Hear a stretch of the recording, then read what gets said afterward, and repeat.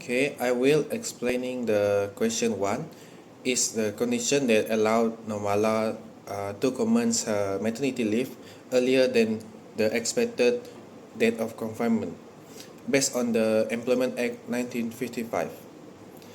Under the Act, a female employee is allowed to start her maternity leave not earlier than 13 days before her expected date of confinement. This is the standard time frame provided to ensure that employee can prepare for childbirth while maintaining continuity at the workplace. However, the Employment Act also provides an exception for situations where starting maternity leave earlier becomes medically necessary. In this case, in Normala case, she may begin her leave earlier than the usual 13 days if there is a medical certification supporting her condition. Specifically, the Act states that if a medical officer or a registered medical practitioner certifies that due to her advanced stage of pregnancy, Normala is unable to perform her duties satisfactorily, then the employer may require her to commence maternity leave earlier. This early leave can begin up to 14 days before the medically determined date of confinement. It is important to emphasize that this earlier start must be supported by a valid medical documentation. If Normala decides to stop working earlier without this certification, those days will not be recognized as maternity leave under the Act, and she will not be entitled to maternity allowance for the additional days taken. In a conclusion, the Employment Act 1955 protect pregnant employees while ensuring that maternity benefits are granted fairly. For a Normala case, earlier commencement of maternity leave is only permitted when backed up by a medical certificate that confirms she is unable to carry out her duties due to her advanced pregnancy. Okay, that's all from me. Thank you. The Employment Act 1995 provides comprehensive maternity protection to safeguard the right, health, and job security of female employees during pregnancy and confinement. This protection ensures that women are not disadvantaged or discriminated against for motherhood, and they outline clear responsibilities for employees. Several important provisions under Section 37 to Section 44 highlight the full extent of maternity protection available for women in Malaysia. One of the main protections is the entitlement to 98 days of maternity leave, which must be granted consecutively. This leave can be taken beginning anytime within 30 days before the expected confinement date or commencing on the day of delivery. The purpose of this provision is to ensure that pregnant employees have sufficient time to recover physically and emotionally, while also supporting healthy and postnatal recovery. Another fundamental protection is the entitlement to maternity allowance, which ensure that female employees continue receiving wages during maternity leave. To qualify, an employee must work for at least 90 days within the 9 months immediately before confinement. The maternity allowance must be paid at the employee's usual daily rate of pay, ensuring financial security during a period when she is unable to work. This protects women from a sudden loss of income at a vulnerable time. As for the maternity protection for rights to return to work, the Employment Act 1955 stated that the employee has the right to return to her same job or an equivalent position that was given with no loss of wages or seniority. This act serves as the principal legislation safeguarding the rights of pregnant employees, including their entitlement to maternity leave and the right to resume employment post-childbirth. Furthermore, this legislation not only provides essential support for female employees during and after pregnancy, but also aligns with international standards set by organizations such as International Labour Organization. The Act underscores the importance of job security and non-discrimination based on reproductive roles, thus fostering an environment conducive to both professional development and family responsibilities.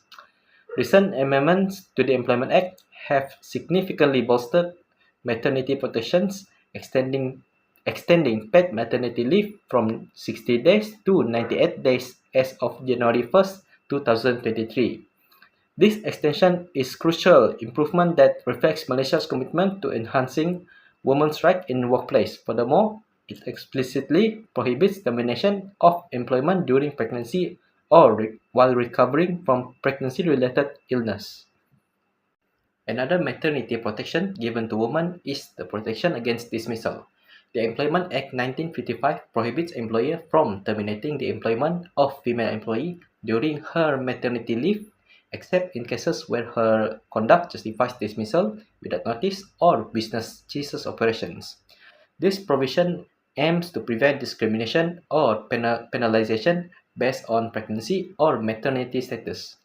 Additionally, it guarantees maternity leave for eligible employees, ensuring a period of paid leave before and after childbirth.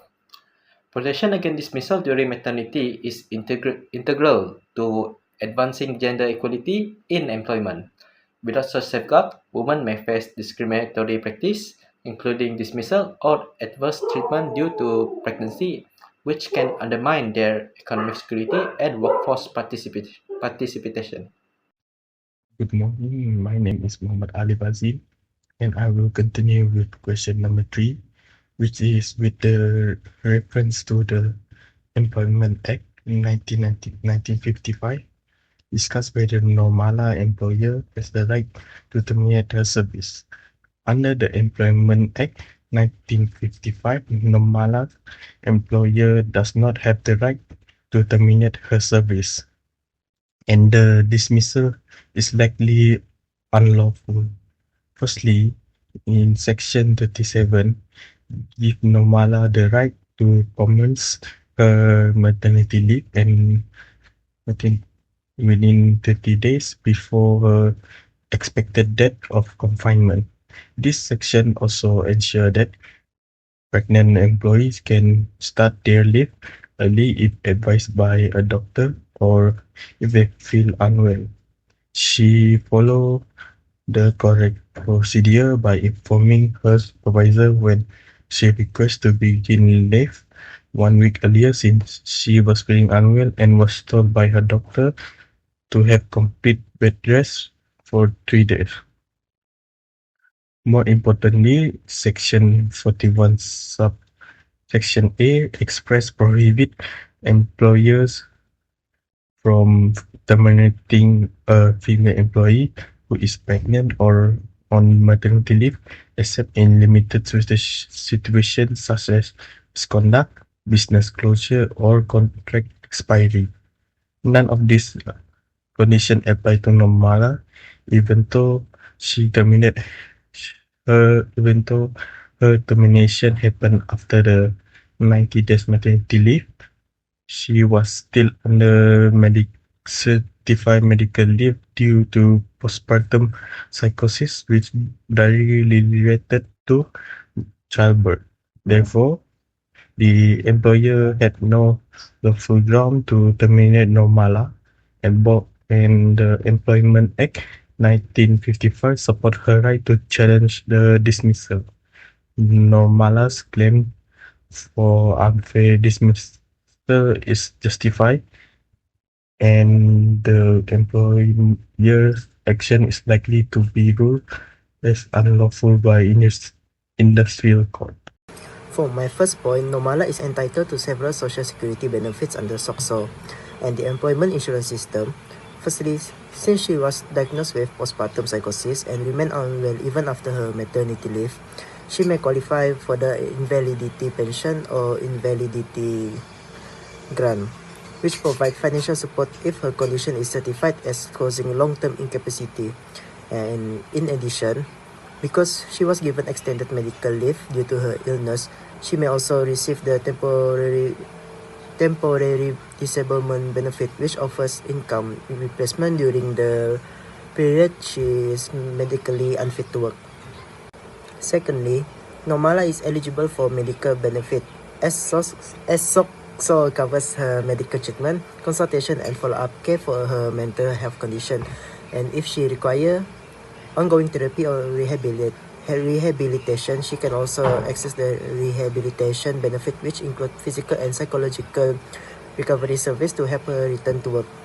And lastly, Normala may claim employment injury benefits, which provide compensation and additional medical support for injuries arising out of or during employment. Lastly, since she was terminated after maternity and medical leave, she is entitled to employment insurance scheme, such as the job search allowance, which offers temporary financial assistance while she looks for new job or employment.